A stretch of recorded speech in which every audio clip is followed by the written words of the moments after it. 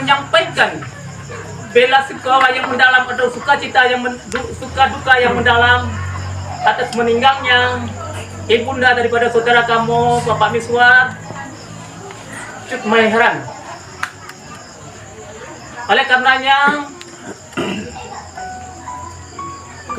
kematiannya merupakan yang pasti, maka kepergiannya Ibunda Cut Mehran merupakan kesedihan kita semua,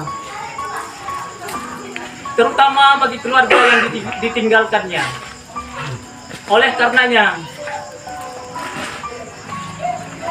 kita selaku manusia yang beriman harus selalu tabah, sabar dan ikhlas menerima kenyataan atau musibah ini.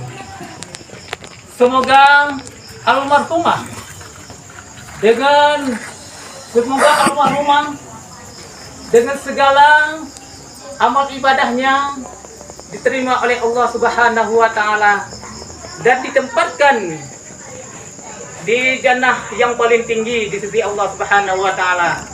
Dan beliau pun semoga husnul khotimah dan juga beliau dilapangkan kuburnya. Dan kami pun harap kepada keluarga yang ditinggalkan, semoga Allah memberikan keikhlasan, ketabahan, dan juga lapang dada dalam menghadapi musibah yang akan nyurpa. Mungkin hanya yang bisa kamu sampaikan pada kesempatan yang berbahagia nyo. Wahdahu la syarikalah wa asyhadu anna Muhammadan abduhu wa rasuluh. Pertama-tama marilah kita memanjatkan puji dan syukur kepada Allah, yang mana Allah memberikannya sehat badan sehingga malam yang berbahagianya kata utama melangkah bareng bersama yaitu rumah duka dalam rangka meninggal orang cik kamu. Selawat dan salam hadirat wajib yang sanjung sajikan kehadiran Nabi besar Muhammad sallallahu alaihi wasallam, yang mana beliau kagubah umatnya dari alam kebodohan kepada alam yang penuh dengan ilmu pengetahuan. Yang lenduan hormati kedua BKM beserta dengan rombongan dan juga ketua KDDI beserta dengan rombongan.